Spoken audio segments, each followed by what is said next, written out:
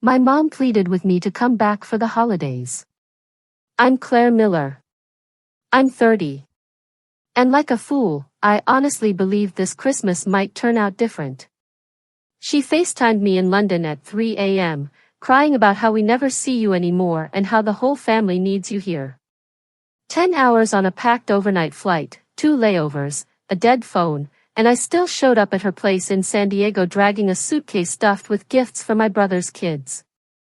I was wiped out, reeked of airplane coffee, and my back was screaming. I rang the bell, heart thumping a little, stupidly hoping she'd hug me like she did when I was little. The door flew open. No hello, no how was your flight? No hug. Just my mom staring at my suitcase and saying like it was the most normal thing in the world. You'll babysit your brother's kids. We're going on a family trip. My brother stepped into the doorway, sunglasses on, duffel bag on his shoulder, the kids hanging off his arms. He smirked and said, "Hey guys, don't wipe your snot on Aunt Claire. She's jet-lagged." They all laughed like I was the joke. My parents, my brother, the kids, everyone cracking up while I stood there with airplane hair and a credit card bill full of tickets I'd paid for. I didn't yell. I didn't cry. I just felt something in me shut off like a switch. I smiled, set my suitcase down in the entryway, looked my mom straight in the eye, and said one sentence. And that was the moment everything flipped. The laughing stopped. The color drained from their faces. And my mom kept whispering, "No, no, no way." By the time I was done, their dream vacation wasn't happening. Their house was on the line, and I was finally done being their free babysitter and personal bank. Stay with me until the end and I'll tell you exactly how one ungrateful daughter wrecked her family's perfect holiday and took her life back in the process. The funny thing is the second I said that one sentence, the whole room froze. But to really understand why, you have to know what those people at the door had been doing to me for years. My mom didn't just miss me when she called me in London. 2 weeks before that 3 a.m. FaceTime, she'd already texted me screenshots of insane holiday prices, hinting that she and my dad could never afford a trip like that unless I helped a little. Just this once. Just this once was how every single favor began. When my dad needed knee surgery, I wired money. When my brother Jason maxed out his credit cards on his big e-commerce idea, I helped him consolidate his debt. When the water heater broke and the mortgage was overdue, I sent money and my mom posted photos the next week from a new brunch spot downtown. I live in a tiny flat in London. I cook most of my meals at home. I walked to work in the rain and somehow I was still paying for Uber Eats and streaming services in a house I didn't live in on a continent I didn't even live on anymore. The thing is this time before I booked my own ticket home, I paid attention. I saved every Zelle transfer, every PayPal receipt, every "thank you honey, we'll pay you back when things calm down." I caught something else too. An email from the bank with my name tied to a mortgage I didn't remember agreeing to because years back they listed me as a co-borrower just to lock in a lower rate and I'd been patching the gaps ever since. So while my mom was crying on FaceTime about how the kids miss you so much, Mia keeps asking when Aunt Claire is coming. I was sitting on my bed in London, staring at my banking app, realizing the only time my family treated me like I belonged was when a bill was due. I almost said no. I almost told her to handle it herself. But then another thought landed. If they were ready to pull me halfway across the world to use me as a free babysitter and walking credit card, I was finally ready to show them what it looks like when I stop playing along. I booked my flight, but I also booked a call with a financial advisor, downloaded 3 years of statements, and had a simple document drafted on a legal template site. So, standing in that doorway in San Diego, while Jason laughed, and my mom announced my babysitting schedule like it was settled, I wasn't just the tired, jet-lagged daughter they were used to. I rolled my suitcase inside, let the kids bounce around my legs, and followed them into the kitchen where their printed itinerary was spread across the counter like a glossy promise. Resort photos, flight times, family package in bold letters. My mom tapped the brochure and said, "See, this is why we needed you here, honey. The kids will stay with you. We'll finally have a real vacation." Snorts, "You always say we should take care of ourselves." I looked at the resort name, recognized the card number on the confirmation email open on her phone, and felt that same switch in my chest flip again. They thought I had come home to be their built-in nanny and bank. I had actually flown 10 hours to do something I should have done years ago. So, I smiled, asked my mom to get everyone into the dining room so we can go over a few things before you leave, opened my laptop on the table, and pulled up the stack of digital receipts that would turn their family trip into the last time any of them saw me as a free resource. My dad sat at the head of the table like it was some kind of family meeting. My mom hovered by the counter, clutching that printed itinerary, and Jason was scrolling his phone, half listening. Mia and Logan spinning in circles on the tile. I slid my laptop closer, turned the screen so they could all see, and said as calmly as I could, "Before you go anywhere, we need to talk about money." Jason groaned, "Claire, seriously, right now?" My dad muttered something about timing under his breath. My mom gave me that wounded look and said, "Honey, we've been under so much stress. Can we please not start a fight before we even leave?" I didn't raise my voice. I just clicked to the first folder on my screen labeled Miller Household and opened a spreadsheet. Every entry had a date, color-coded, and painfully obvious. "Last March, I started, you called me because the mortgage was 2 months late. I wired $1,200. In June, Jason's business costs maxed his card. I sent $2,500. When the water heater failed, $900. When Dad's truck needed tires, $600. When the electric bill was past due, $300 here, $400 there. Every single month for 3 years, there was always something." I scrolled slowly so they could watch the totals climb, highlighting lines as I talked. This doesn't even include Disney Plus, Hulu, Netflix, Spotify Family Plan, your Walmart Plus, the phone plan, or the random emergency Venmo requests that somehow always line up with Black Friday or Labor Day sales. Jason sat up straighter, the color draining from his face as he recognized his own, "I swear I'll pay you back next month," notes in the memo column. My mom's hand flew to her mouth when she saw her text screenshot next to deposits for gas money to visit grandma, followed by photos of her at a brand new nail salon. My dad's jaw clenched when he saw the PayPal transfer labeled knee surgery co-pay and then the receipt for a new flat screen that arrived the same week. "This isn't fair," my mom whispered. "You're making us look like bad people." I shook my head. "I'm not making you look like anything. I'm just showing you what actually happened." Then I scrolled to the bottom to the bold row. The total sat there, huge and impossible to deny. "In the last 36 months, I said quietly, I have sent this house just over $60,000. The room went completely silent. Jason blinked hard. My dad stared at the wall. My mom kept whispering, "No, that can't be right. That can't be right," like repeating it might change the math. I reached into my bag, pulled out a thin stack of printed pages, and slid them across the table beside the itinerary for their dream resort. "This," I said, "is a simple agreement. It's not a lawsuit. It's not me taking you to court. It's just a record that all of you acknowledge you owe me this money and will start paying it back. Even slowly, $50 a month, 100, whatever." I had it written using a legal template. My advisor reviewed it. "All it says is that this," I tapped the 60,000 on the screen, "was not a gift." My dad finally snapped out of it.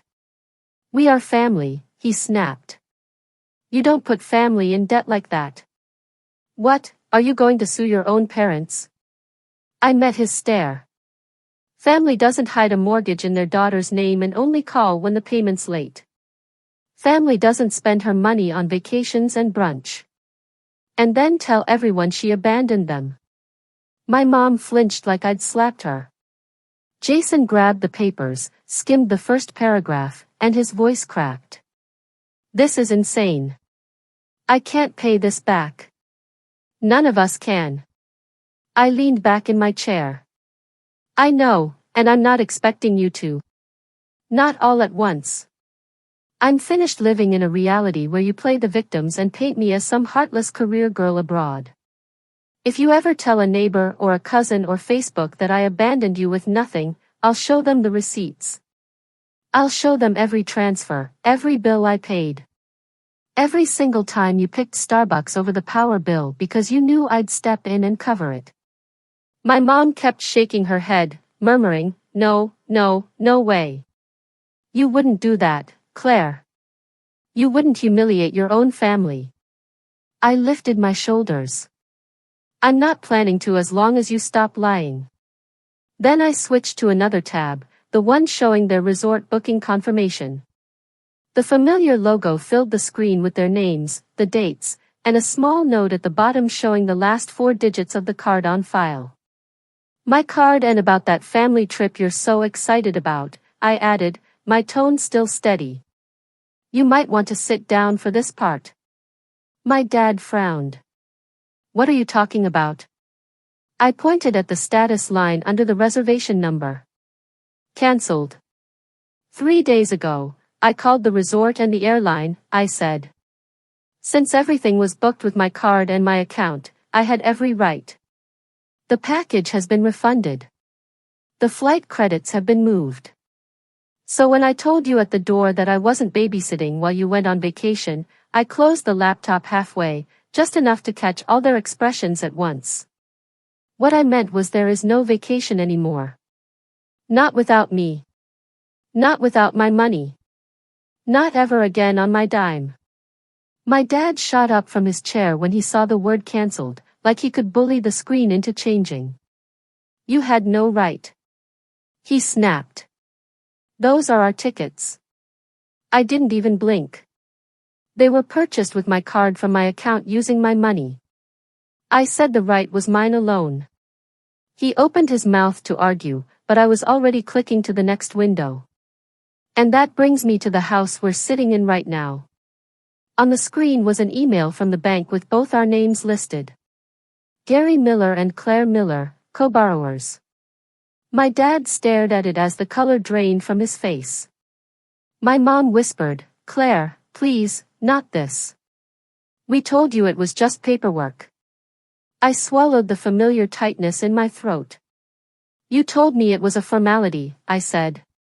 You told me it wouldn't affect me, but I've been the one covering missed payments on this mortgage for years. Every time you skipped a bill, it hit my credit too. I clicked again and a small video appeared in the corner of the screen.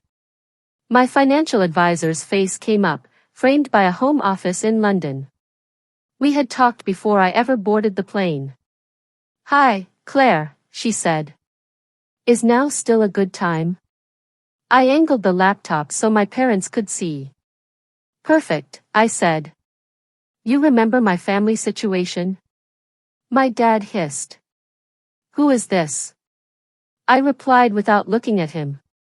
This is the person who helped me understand exactly what being a co-borrower on your mortgage means and what my options are now that I'm done saving you.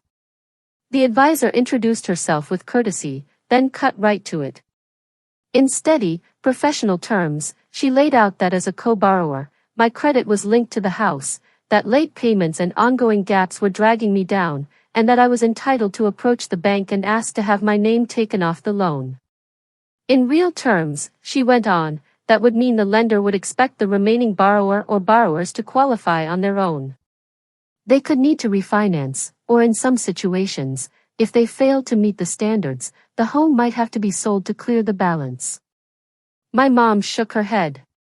You can't do that, she said, her voice shaking. We can't afford to move. We can't afford a higher payment. The advisor kept her tone soft. That is between you and the lender, ma'am. What I can say is Claire is not obligated to keep her name on a loan that she is not truly benefiting from, especially when she is the one making up the difference. I thanked her and hung up, my heart hammering so hard I could feel it in my teeth. The room felt tighter, like the walls were creeping closer. My dad turned on me. "You're going to make your own parents homeless over some numbers on a screen?" I met his stare. "No, I am going to stop letting you gamble with my future while you act like I owe you my entire life. If you can afford resorts and plane tickets when you think I'll be here to babysit, you can afford to sit down with a bank and figure out how to pay for your own house." I dug into my bag again and took out a folded letter. "This is my formal notice that I'll be stopping all automatic payments related to this property. I said the bank will contact you directly from now on. I'm also closing the joint checking account Mom convinced me to open just in case there's an emergency." I air quoted the words without thinking. My mom let out a strangled sound. "But that's where the grocery money comes from. She said that's where we pay utilities. How are we supposed to manage all this?" I inhaled, slow and controlled. "The same way every other adult in this country does," I replied. "With your own income, with your own budgeting, with your own consequences when you overspend." I opened another tab showing the monthly autodrafts I had set up over the years. Mortgage supplement, power, internet, streaming bundles, grocery deliveries, car payment, top-ups. All of them had my name next to the word payer. "Snorts, as of today," I said, my cursor floating over the cancel button for each one. "These stop. You will get your own bills in your own names. If they're late, that's between you and the companies, not me and my credit score." Jason finally spoke, panic edging his voice. "Claire, you can't just pull everything away at once. At least give us time. I'm looking into more hours. I'll sign up for more delivery shifts. I swear. Just don't screw us like this." I faced him. "You're 34 years old. I said, you have 2 kids. You should have been doing that years ago without me dangling in the background as a safety net." He kept his eyes on the table, teeth tight. For a moment, I nearly gave in. Nearly slid back into the part they'd already assigned me. The fixer, the silent backup, the girl who cried in the shower and then tapped her banking app to erase the problem. But then I remembered how they laughed at the doorway. How my mom said, "You'll babysit." Like it was just another checkbox on their list. And that softer side of me snapped shut again. I canceled the autopays one after another. Confirmation emails lit up my phone. My mom's breathing sped up. My dad slumped into his chair, eyes blank. "This is cruel," he muttered. "You're punishing us." I shook my head. "No, I'm finally stepping out of a role you all wrote without asking me, and I'm giving you the chance to be honest about what you can actually afford without hiding behind my bank account." I closed the laptop and stood, legs trembling but firm enough. "After this," I said, "if you decide to tell anyone that I abandoned you, just remember I have every receipt, every bill, every transfer. I'm done being the villain in the story you tell other people to make yourselves feel better." I grabbed my suitcase and added softly, "You wanted a real vacation. Maybe this is it. A vacation from pretending I'm your built-in solution to every bad decision. Let's see how you handle life without that." My dad finally snapped when he saw me rolling my suitcase toward the hallway. He shot up so fast his chair screeched across the tile. "If you're walking out after this little show, don't bother coming back," he snapped. "You're not welcome in this house if you're going to hold money over our heads." My mom reached for my arm. "Gary, stop. She just needs to calm down. We can talk about this," she said. But she didn't actually step between us. Jason stared at the floor, quiet. I stopped in the doorway, hand on the handle, every muscle shaking. Part of me wanted to drop it all, apologize, promise I'd fix it like always. Instead, I squared my shoulders and said, "You're the one who decided my value here was measured in what I pay for. If I'm not welcome without my credit card, then I was never really welcome at all. My dad pointed at the door. "Get out," he said. "And don't come crying to us when London chews you up and spits you out." I almost laughed. London wasn't what had been tearing me apart. This kitchen was. I stepped outside, the California sun hitting my face, and pulled the door shut behind me. No one followed. No one called my name. The only sound was Mia and Logan arguing over a cartoon in the living room. Completely unaware their vacation had just vanished. I ordered an Uber and hauled my suitcase to the curb, feeling more homeless than I actually was. The driver slid my suitcase into the trunk and asked, "Where to?" I paused, then gave him the address I'd never once shared with my parents, a downtown San Diego high-rise, barely 15 minutes from their calm little block, yet miles away in every other sense. Half a year earlier, after too many late-night cash requests and emotional pressure, I'd tapped my savings and my reliable UX paycheck to put a down payment on a small one-bedroom condo. I told my family I was only considering a return to the States someday, but the documents were already signed. The idea was to ease into the move, quietly, once I figured out how to untangle myself from their money without setting everything on fire. Tonight made it clear there was no soft exit. When the Uber stopped in front of the glass tower, it didn't feel real. I tapped my key fob, rolled my suitcase through the lobby I'd only visited twice, and took the elevator up to the 8th floor. The condo smelled of new paint and fresh carpet. No food smells, no tension, no desperation, just blank space. Mine. I left my suitcase in the center of the living room and stood at the window, staring at the city lights. For the first time in years, my phone stayed silent. "No, can you send something until Friday?" Or, "The card got declined. Can you fix it?" I opened my banking app and reviewed the last things I was still covering that weren't under my name. The family Disney Plus canceled. The Hulu bundle canceled. The Spotify family account, the shared cloud storage, the random Apple charges for games the kids downloaded. Canceled, canceled, canceled. Every confirmation email felt like slicing away a cord that had been cinched around my chest for 10 years. I made myself a cup of cheap grocery store coffee in my brand new, barely stocked kitchen and sat cross-legged on the floor since I didn't even own a couch yet. In the silence, without my mom's non-stop sighs or my dad's TV blasting, the second thoughts crept in. What if I'd pushed too far? What if they really couldn't keep the lights on without me? What if I'd become the selfish, ungrateful daughter my dad always warned me about? Then I remembered my mom opening the door like I was hired help clocking in. I remembered Jason laughing about the kids. For the first time, my family was left to fend for themselves. The first clue that my choices were finally landing didn't come through a call or a text. It showed up on Facebook.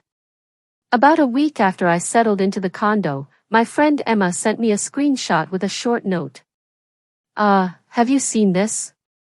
It was my dad's profile, his name sitting right above a long, over-the-top post about how some kids forget who raised them the moment they land a high-paying job overseas, and how he and my mom were abandoned with nothing right before Christmas. He never used my name, but he didn't need to. Our daughter flew in from London and decided money was more important than blood. He had written, "Pray for us." Below it were comments from people who'd known me since I still had braces. "So sorry, Gary. That is awful. Kids these days do not understand family. You gave her everything and this is how she repays you." One woman chimed in, "If she will not help, maybe set up a GoFundMe. We will share it." My stomach tightened like I'd swallowed ice. He was doing exactly what I warned him not to do.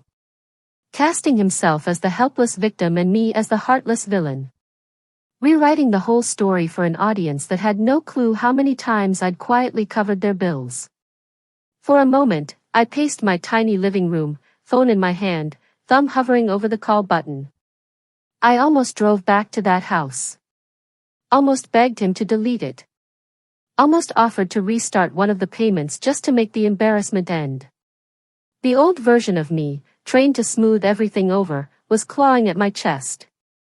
Then I pictured the spreadsheet on my laptop. I pictured the email linking my name to their mortgage, the stacks of transfers, the way my mom looked past my face and straight at my suitcase when she opened the door like I was a courier dropping off a box. That image snapped me back. Instead of calling my dad, I opened my email and pulled up the thread with my financial advisor.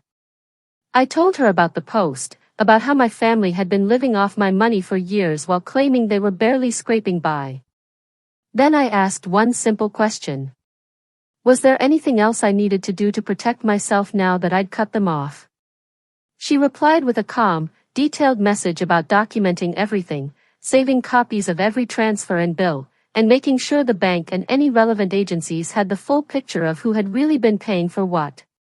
She mentioned that in situations like mine, where one person is quietly propping up a household that's also receiving certain benefits or claiming hardship, it can make sense to ask for a review just to be sure everything is fully above board. I did not need a how-to guide. I only needed reassurance that I was not imagining the red flags. Over the following weeks, while my dad kept blasting vague rants about entitled kids and this generation online, envelopes began arriving at the house on their quiet cul-de-sac. I never saw them in person, but my mom's panicked texts told me everything. Did you talk to the bank? She wrote one morning. We got a notice about reviewing the loan. They want updated details. Another day, early on a Monday, came a flood of messages. There is something from the IRS. I am losing it. I thought you said everything was fine. Why are they asking questions? I had never said everything was fine. I had said I was done quietly fixing things behind the scenes. The bank wanted updated paperwork for the mortgage. The utility companies wanted full payments instead of the partial ones I had been sliding in at the last minute, like some invisible janitor cleaning up a mess no one else wanted to see. The comfortable haze they had been living in was lifting, and there was nothing left to hide behind except what they could actually afford. Jason finally texted asking to meet at a coffee shop near my place. When he walked in, he looked smaller without the sarcasm to inflate him. Dark circles under his eyes, scruff he clearly had not had time to shave, a delivery bag hanging off his shoulder. He dropped into the chair across from me and got right to it. Dad needs to shut up online, he said, rubbing his face. Those posts are making everything worse. He is embarrassing himself and Mom and honestly me too. And I know you are mad, but some of this, the letters, the calls, you did something, right? I took a slow sip of coffee, letting him sit with the discomfort for a moment before I answered. What I did was stop pretending we were all being honest. I said, I talked to professionals. I made sure my name would not sink with a ship I was not steering. If that means some systems are finally noticing where the money has actually been coming from, that is not my fault. He stared at the table, then admitted he had picked up more shifts, sold some of his old tech gear, moved his kids into a smaller room so he could add a roommate and cut rent. It sucks, he said, voice low. But for the first time, I am actually seeing what stuff costs, like really seeing it. Groceries, gas, daycare. I did not get it before. I just knew if it got bad enough, someone would text you. Meanwhile, my mom was selling designer bags and home decor she had flexed on social media, listing them on Marketplace with captions like barely used when I knew exactly how often she had carried them to brunch. The new television my dad bought after his surgery, the one he justified as recovery entertainment, vanished from the living room in my cousin's holiday photos, replaced by an old boxy set from the garage. Their truck finally got taken one dull gray morning after one missed payment too many, the exact kind of situation they used to shake their heads at when it happened to a neighbor down the street. This time it was their driveway, their curb, their humiliation as the tow truck dragged off proof of a lifestyle they could no longer pretend to afford. Through all of it, my dad kept my number unblocked, but he never once called to admit fault or tell the truth. Instead, he He kept lobbing small online jabs, vague posts about betrayal and ingratitude, hoping someone would pass them along to me so I would feel ashamed enough to come crawling back. He told anyone who would listen that his daughter had ditched him for money and status, quietly skipping over the fact that most of the money had been flowing the other way for years. I didn't respond in public, didn't jump into comment sections to defend myself, didn't post my own dramatic thread with screenshots, even though the petty side of me really wanted to. I didn't need to. I had my receipts. I had my advisor. I had my credit finally starting to untangle itself from theirs. And more than anything, I had space. Every time I saw someone share his story about the cold daughter in London, or heard secondhand that he was ranting at the bar about what a disappointment I was, all I could think was that if they knew the real numbers, if they saw even one page of that spreadsheet, they wouldn't be asking why I left. They'd be asking how I managed to stay so long. By the time Christmas came around again, the Miller house felt like a different universe, and so did mine. I learned the details in strange, indirect ways. A tagged photo of my mom at a discount store instead of her usual boutique. A blurry shot of Jason's kids in a cramped apartment instead of my parents' backyard. Comments from mutual friends asking if everything was okay. I didn't reach out. I poured myself into my job in San Diego, into building my portfolio, into furnishing my condo one paycheck at a time. I bought a used couch, a fake tree for the corner, and strung up cheap fairy lights that made the place feel warmer than it had any right to. Then, one rainy Tuesday in December, someone knocked on my door. When I looked through the peephole, my stomach sank. It was my mom. She looked smaller somehow. No full makeup, no carefully done hair, just an exhausted woman clutching a reusable grocery bag to her chest like armor. I let her in, heart racing. She stood in the middle of my small living room and slowly turned, taking in the couch, the view, the tiny Christmas tree with 3 mismatched ornaments. I didn't know it looked like this, she said quietly. I always imagined you in something bigger, fancier. I shrugged. This is what I can afford without paying for 2 households. She flinched like the words actually stung. Then she unzipped the bag and took out an envelope. Inside sat a check. Not for 60,000, not even remotely close, but it was still something. It's from selling stuff, she said fast, eyes glassy. Bags, some jewelry, that coffee table you couldn't stand. And I've been grabbing extra shifts at the office. It's not a lot, but it's a beginning. I told Jason we can't keep acting like this was all some mix-up anymore. For a moment, I just looked at the check. It wasn't about the number. It was about my mom, who spent years acting like my money just appeared, standing in my tiny, very human-sized living room and finally saying out loud that she'd treated me like an ATM.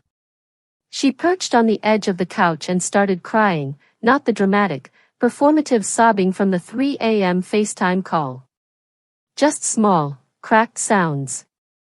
Your father still says you betrayed us. She said he tells everyone you turned on your family because you think you're better than us, but I can't keep repeating it. Not after seeing those papers. Not after the bank letters.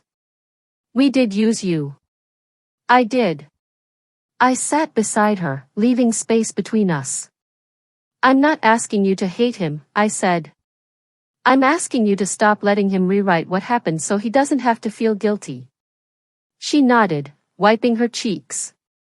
Jason's working, she added. Like actually working, driving late nights, taking warehouse shifts. He moved into a smaller place.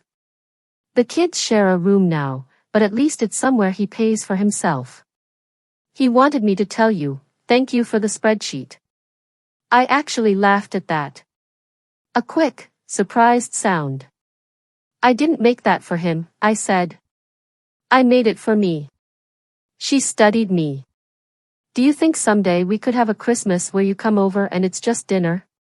No money talk, no secret bills, just us. My throat tightened. Maybe, I said.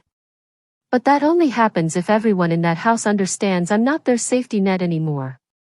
If I show up, it's because I choose to, not because a payment's due. She nodded again, stood, and hugged me. A real hug this time, the kind I'd been chasing for years. When she left, I slid the check into a drawer. I didn't cash it right away. I just needed to know that, for once, the money was flowing the other way. As for my dad, the last thing I saw from him was another vague post about family turning their backs. I muted him, then finally blocked his profile and his number. It, snorts, felt less like slamming a door and more like sealing a wound that wouldn't heal. That Christmas Eve, I sat alone on my couch, tree lights blinking, a cheap mug of hot chocolate in my hands. And for the first time in my life, I didn't feel obligated to be anywhere else. No flights, no babysitting calendar, no emergency transfers, just quiet, just mine. Here's what I learned. Family doesn't stop being family just because you say no. The people who truly love you will eventually respect your boundaries. The ones who are only there for what you could give will call you selfish the second you stop bleeding for them. It hurts. It's lonely.